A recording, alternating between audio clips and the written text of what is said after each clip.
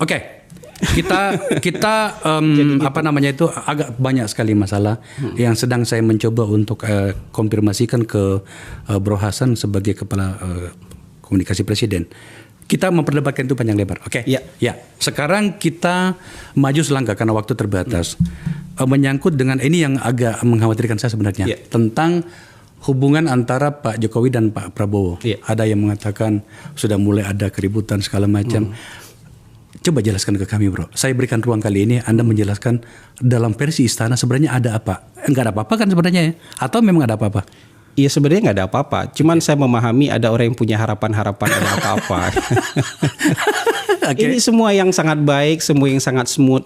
Bahkan Pak Jokowi memfasilitasi, menyiapkan dukungan-dukungan untuk pemerintahan Pak Prabowo. Menurut saya ini bisa jadi benchmark loh Bang. Tradisi peralihan kekuasaan di Indonesia belum pernah seperti ini.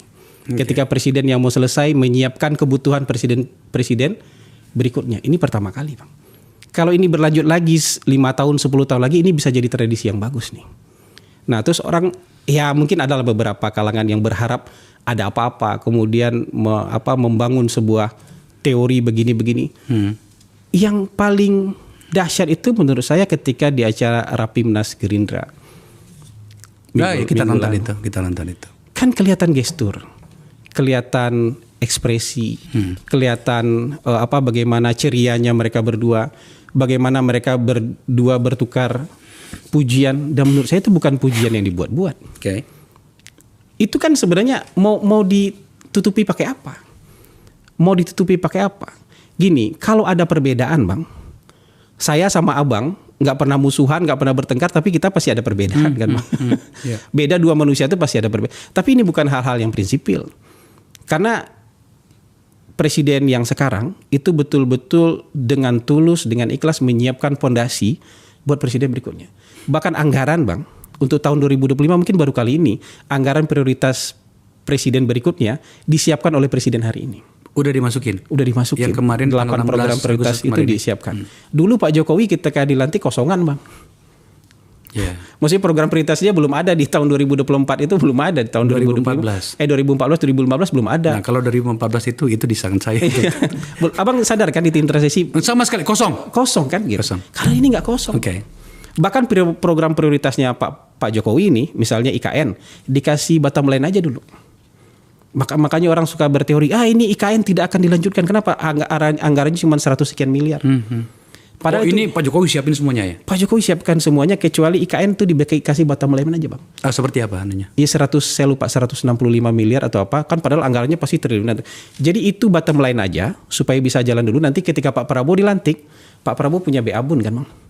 Jadi dia nanti akan tentukan ini berapa yang mau dia kasih untuk pembangunan IKN. Ruangnya di Pak Prabowo nanti. Berarti tahun anggaran depan? Ya. Oke.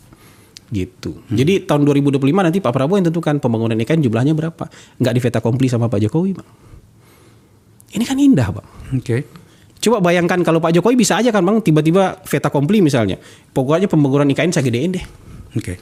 Pembangunannya Pak Prabowo biar Pak Prabowo yang tentukan belakangan. Ini enggak.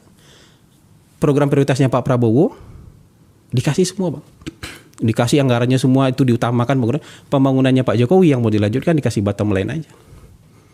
Biar nanti Pak Prabowo yang ngasih berapa yang harus ditaruh di situ.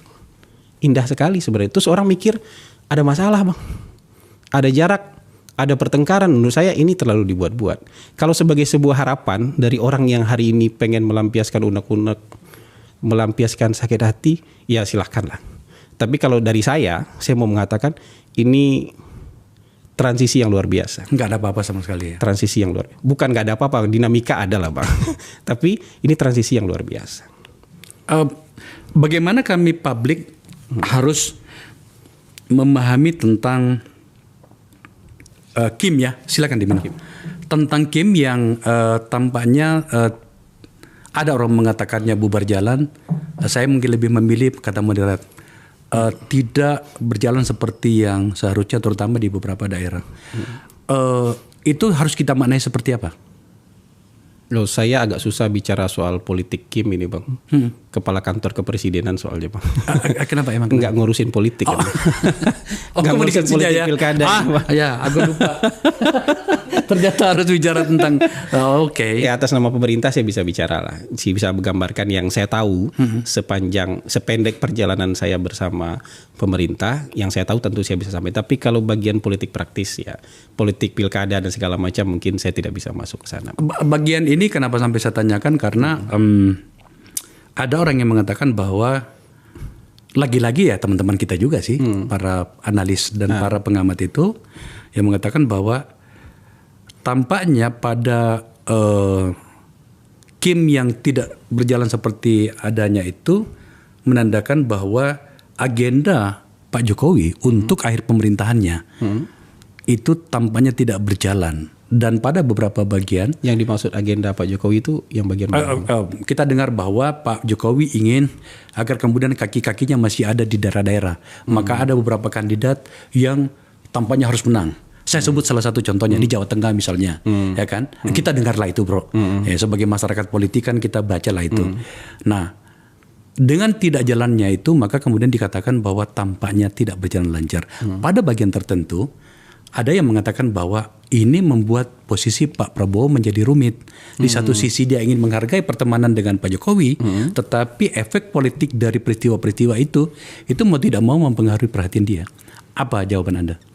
Menurut saya yang soal pilkada ini semua pihak sudah terima. Menurut saya ya. Saya tidak mau masuk ke dalam bagaimana mereka membentuk sebuah koalisi dukungan dan segala macam untuk pilkada. Tapi menurut saya ini kan proses demokrasi yang nggak kalah pentingnya, Bang. Proses demokrasi yang juga nggak kalah besarnya pilkada ini. Memilih pemimpin-pemimpin yang terbaik di daerah itu juga nggak kalah pentingnya untuk menuju Indonesia emas itu, ini nggak kalah pentingnya itu. Presiden yang bagus penting, tapi kepala daerah, gubernur, bupati yang bagus itu juga nggak kalah penting. Serentak lagi lebih dari 500 pemilihan yang akan kita jalani. Jadi ini fokus yang akan jadi jadi perhatian masyarakat. Tapi resource-nya memang kan terbatas, Bang. Resource itu terbatas, Bang, karena kader-kader terbaik mereka mungkin sudah ikut pilkada kemarin, ikut pileg kemarin mah. Kader-kader politik terbaik sudah pada ikut pileg kan. Dan yang terbaik-terbaik itu memang sudah lolos jadi anggota DPR kan. Dan resource mereka juga mungkin habis kan, Bang. Exhausted yang kayak gini-gini. Jadi ketika misalnya nyari calon itu juga mungkin nggak gampang. Tapi kalau misalnya ada beberapa terbuka peluang, ada orang-orang lain yang coba masuk, itu juga mungkin nggak bisa dihalangi, Bang. Jadi menyatukan ini, ya, atau kemudian membuat ini, ya udahlah kita sama-sama, tapi kita dua calon, itu juga mungkin terbuka, Bang. Hari ini terbuka, karena apalagi syaratnya sekarang sudah mulai turun nih. Tidak lagi 20%, tapi 7,5%, ada yang 6,5%. Sudah turun jauh. Jadi terbuka peluang untuk itu. Dan tapi kan kita lihat nggak ada keberatan dari pihak manapun, Bang. Dari pihak Kim nggak ada keberatan, dari pihak misalnya diduga-duga nih Pak Jokowi pengen menaruh orang-orang, juga nggak ada keberatan soal itu. Jadi kita ngelihat juga dengan proses yang ada ini, kalau memang ada, Bang, ambisi itu pasti kelihatan orang yang keberatan kan, Bang. Ini nggak ada yang kelihatan keberatan, Bang. Santai-santai aja semua dan nggak ada gaduhnya sama sekali gitu. Setelah itu semua kelihatan smooth sama sekali. Jadi menurut saya semua bisa terima dengan baik gitu. Soal apakah kemudian sikap tidak keberatan atau menerima itu karena setelah ditimbang-timbang tak ada gunanya juga ribut-ribut, ya mungkin itu hal yang lain. Hal yang lain. Tapi pada faktanya tidak ada yang keberatan kan. Tidak ada yang keberatan dan nggak ada yang marah-marah nih soal ini.